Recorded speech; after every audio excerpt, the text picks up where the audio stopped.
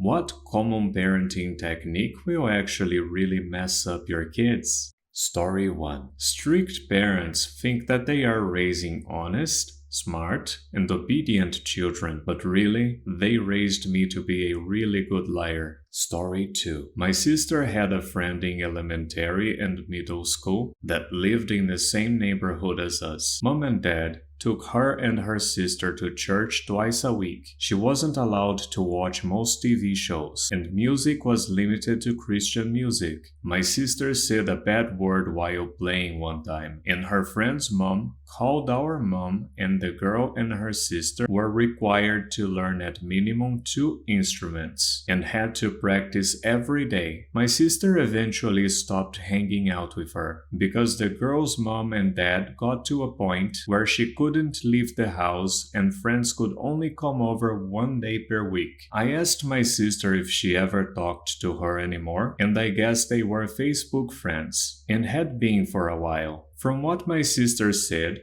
her friend went to a regular college and not a religiously affiliated one, and went absolutely buck wild. She maintained good grades, but lived a double life as a promiscuous partier who was drinking or hooking up every night. Her parents assumed because of her good grades and Dean's List she was studying constantly. Nope, she just used those years growing up to learn how to manipulate her parents. Story 3. Not allowing kids to make decisions and experience consequences leaves them unprepared for adulthood. Story 4. Helicopter parenting. How do you expect your kid to thrive in the real world if you make all the decisions for them? Story 5. Using force to get your way. My parents never forced me to talk if I didn't want to, and never spanked me if I did something wrong. Now I'm willing to talk to them and own up to my mistakes without fear of yelling or violence. Story 6. Love withdrawal or affection denial for perceived inadequacies or transgressions. Story 7. Comparing your kids to other kids to motivate them. Story 8.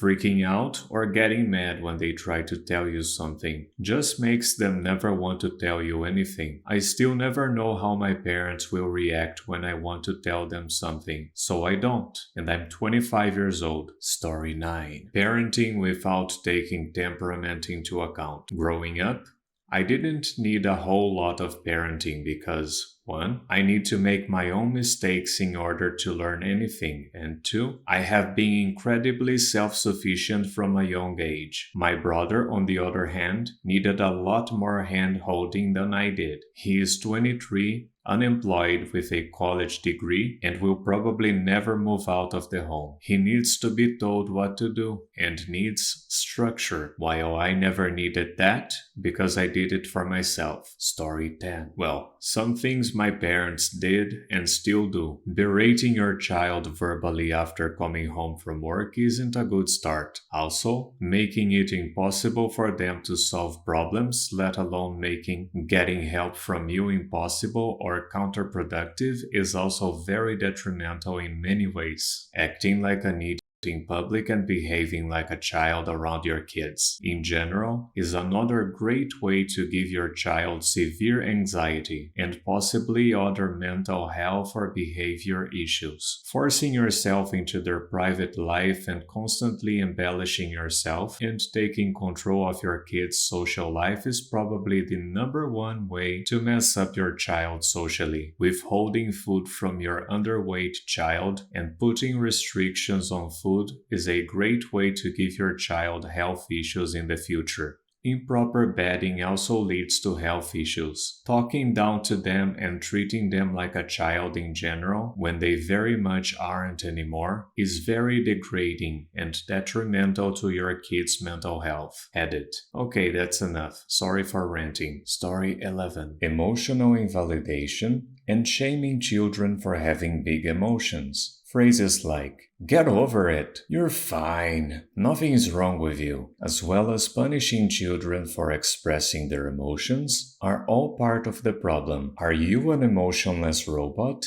No? Then why would you expect the same from your children, who have even less practice? Mind-boggling to me. It has reached epidemic levels in Western society and is the single biggest contributor to a and mental health issues later in life. Story 12. Guilt-based motivation and eroding kids' confidence in their own judgment. You wouldn't want mother to be sad, "I don't make the rules. It's not because of me that you have to mow the lawn, do the dishes, whatever. Who do you think you are that you XYZ? What kind of person would choose A over Z? Good boys or girls do A, B, and C, etc., etc. Manipulative control creates adults that are unassertive children with grown-up bodies. Parents guilt and con their kids out of every ounce of will, self-ownership, and trust in their own judgment,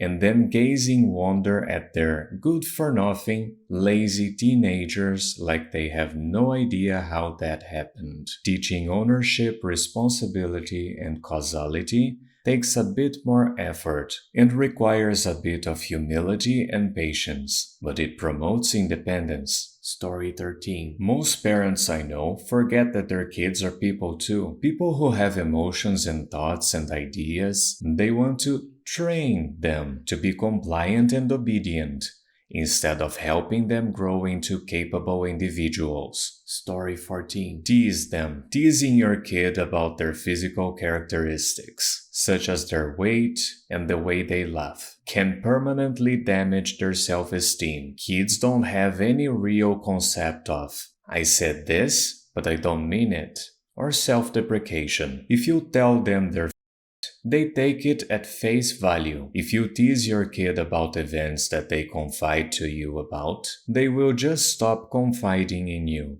If they confess to a crush and you tease them, they won't be likely to tell you about future crushes, and possibly even issues in future relationships. Don't tease your kids. Story 15. Label them gifted or genius at a very young age. Story 16. Teaching them to be tough in response to crying. I know kids can cry for silly stuff and understand this sentiment is usually aimed at a situation where they're physically hurt. But over the course of development, or at least mine, the line between rational and irrational crying was blurred.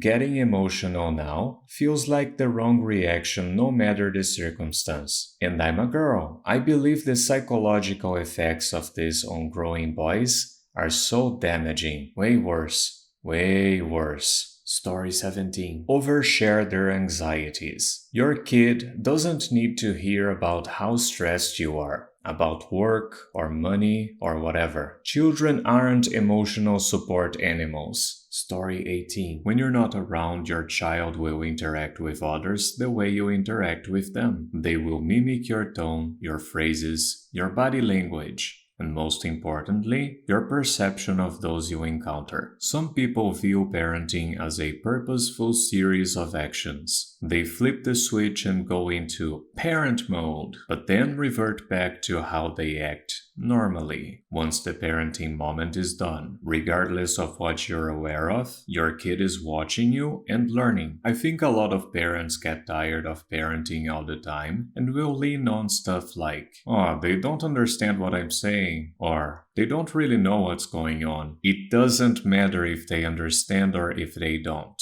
They are going to try to behave like you regardless. Story 19. Setting too high expectations for children. They're children. They're not going to be perfect. Story 20. Not giving enough physical affection. I read in a child-raising book a few years ago that you should hug your kids at least 8 times a day. Not giving your kids physical affection can make them grow up to have intimacy issues and also give them complexes about their bodies. Hug your kids, people. Story 21. This is something that is very hard to traverse. But when your child is withdrawing from you and the family, your first instinct may be to find out what's wrong, or it might be to give them space. If you try to find out what's wrong at the wrong time, they will shut down or get annoyed. If you give them space, they may never tell you what's wrong. In the same vein, being so busy with your own life that you don't see the signs that your child is trying to open up to you about something they are feeling. They will come to you at the moment